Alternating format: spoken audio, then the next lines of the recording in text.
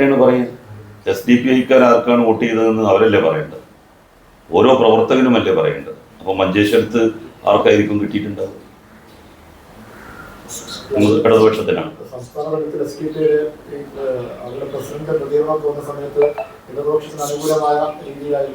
ഇടതുപക്ഷത്തിന് അനുകൂലമായിട്ട് അങ്ങനെ പറഞ്ഞതായിട്ട് എനിക്ക് ഓർമ്മയില്ല. മനസാക്ഷി അനുസരിച്ച് വോട്ട് ചെയ്യാൻ വേണ്ടിയിട്ട് പറഞ്ഞിട്ടുണ്ട്, പ്രവർത്തകർക്ക് അതിനുള്ള സ്വാതന്ത്ര്യം കൊടുത്തിട്ടുണ്ട് എന്നാണ് അവർ പറഞ്ഞത്.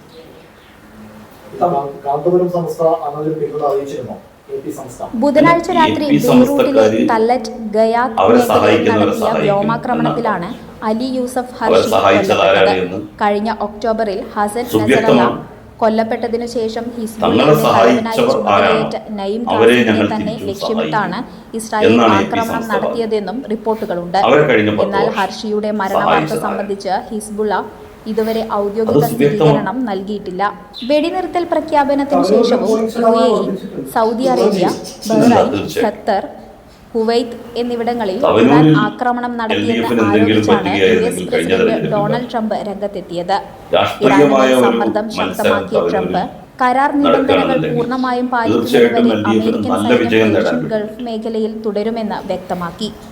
തന്റെ സമൂഹമാധ്യമമായ ട്രൂത്ത് സോഷ്യലിൽ പങ്കുവെച്ച സന്ദേശത്തിൽ ട്രംപ് ഇങ്ങനെ കുറിച്ചു: യഥാർത്ഥ കരാർ പൂർണ്ണമായും നടപ്പിലാക്കുന്നതുവരെ ഇറാനിലും പരിസരത്തും എല്ലാ US കപ്പലുകളും വിമാനങ്ങളും സൈനികരും തുടരും. ഇതിനകം തകർക്കപ്പെട്ട ശത്രുവിനെ പൂർണ്ണമായും നശിപ്പിക്കാൻ ആവശ്യമായ ആയുധങ്ങളും മറ്റ് സജ്ജീകരണങ്ങളും സൈന്യത്തിന്റെ പക്കലുണ്ടാകും. ഏതെങ്കിലും കാരണവശാൽ കരാർ പാലിക്കപ്പെട്ടിട്ടില്ലെങ്കിൽ ലോകം ഇതുവരെ കണ്ടിട്ടില്ലാത്ത വിധം ശക്തമായ ആക്രമണം ആരംഭിക്കുമെന്നും അദ്ദേഹം മുന്നറിയിപ്പ്. പാർട്ടി മെമ്പർമാർ, അതാണല്ലോ കേഡർമാർ. ഈ കേഡർമാർ വോട്ട് ചെയ്തിട്ടില്ല, ഇന്ന മെമ്പർ വോട്ട് ചെയ്തിട്ടില്ല, അദ്ദേഹത്തിന് ഈ കാലയളവിൽ മെമ്പർഷിപ്പ് ഉണ്ട്. ഇറാൻ ആണവായുധങ്ങൾ നിർമ്മിക്കില്ലെന്നും ഹോർമുസ് കടലിടുക്ക് സുരക്ഷിതമായി തുറന്നുകൊടുക്കുമെന്നും നേരത്തെ തന്നെ ധാരണയായതാണെന്ന് ട്രംപ് ഓർമ്മിപ്പിച്ചു. പാകിസ്ഥാന്റെ മധ്യസ്ഥതയിൽ ഇറാനുമായി നടത്തിയ ചർച്ചകൾക്ക് പിന്നാലെ ബുധനാഴ്ചയാണ് ഹോർമുസ് കടലിടുക്ക് തുറന്നു കൊടുക്കുക എന്ന നിബന്ധനയിൽ ട്രംപ് വെടിനിർത്തൽ പ്രഖ്യാപിച്ചത്.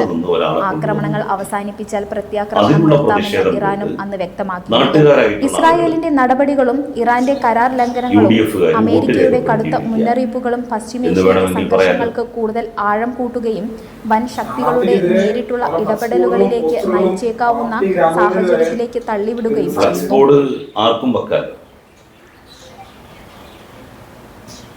പിതൃശൂന്യ ബോർഡുകൾ ആർക്കും വെക്കാൻ,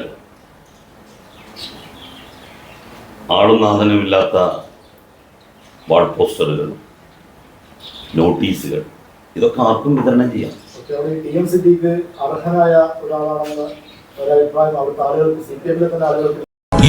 ലക്ഷത്തോളം സന്തുഷ്ടരായ ഉപഭോക്താക്കളും 2 ലക്ഷത്തോളം തിമിര ശസ്ത്രക്രിയകളും പൂർത്തിയാക്കിയ മലബാറിലെ ഏക കണ്ണാശുപത്രി Al Salama high hospital, hospital road, Perinthalmanna.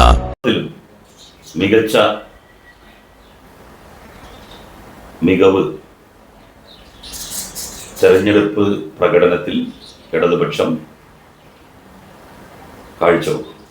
ഈ പോളിംഗ് ശതമാനത്തിലൊക്കെ വർധനവ് UDF തരംഗത്തിന്റെ ഭാഗമായിട്ടാണ് എന്നതാണ് പ്രതിപക്ഷ നേതാവും രമേശ് ചെന്നിത്തലയൊക്കെ പറഞ്ഞത്.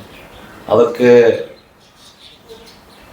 വളരെ തെറ്റായിട്ടുള്ള ധാരണയാണ്. പോളിംഗ് ശതമാനത്തിലുള്ള വർധനവ് എന്ന് പറഞ്ഞാൽ ഈ പ്രാവശ്യം കഴിയുന്ന എല്ലാ ആളുകളും വോട്ട് രേഖപ്പെടുത്തിയിട്ടുണ്ട്. SIR-ഉമൊക്കെയായി ബന്ധപ്പെട്ട് ജനങ്ങൾക്കിടയിൽ നിലനിൽക്കുന്ന ആശങ്ക വോട്ട് ചെയ്യണം നാട്ടിലുണ്ടെങ്കിൽ എന്ന ഒരു മാനസികാവസ്ഥയിലേക്ക് ജനങ്ങളെ എത്തിച്ചിട്ടുണ്ട്. അതുകൊണ്ടാണ് പോളിംഗ് ശതമാനത്തിൽ വലിയ വർധനവ് ഉണ്ടായിരിക്കുന്നത്. ഈ പോളിംഗ് ശതമാനത്തിലുണ്ടായ വർധനവ് ഇടതുപക്ഷത്തിന് വിരുദ്ധമാകുമെന്ന് കരുതുന്നത് വലിയ അബദ്ധമായിരിക്കും. UDF നേതാക്കന്മാർ അതിൻ്റെ അടിസ്ഥാനത്തിലാണ് ഈ അവകാശവാദങ്ങൾ ഉന്നയിക്കുന്നതെങ്കിൽ അത് അവരെ വലിയ ഒരു ട്രാപ്പിലാണ് കൊണ്ടുചെന്ന് എത്തിക്കാൻ വേണ്ടി പോകുന്നത്. ഇക്കാലം അത്രയും ചില തെരഞ്ഞെടുപ്പുകളിൽ മാത്രം വളരെ സജീവമായിരുന്ന വിഭാഗം ഈ കഴിഞ്ഞ തെരഞ്ഞെടുപ്പിൽ വളരെ സജീവമായിട്ടുണ്ട്. അതിൻ്റെയൊക്കെ കാരണം കൊണ്ടാണ് ഇവിടെ നമുക്ക് വോട്ടിംഗ് ശതമാനം വർദ്ധിക്കുന്ന സ്ഥിതി ഉണ്ടാക്കാനായത്.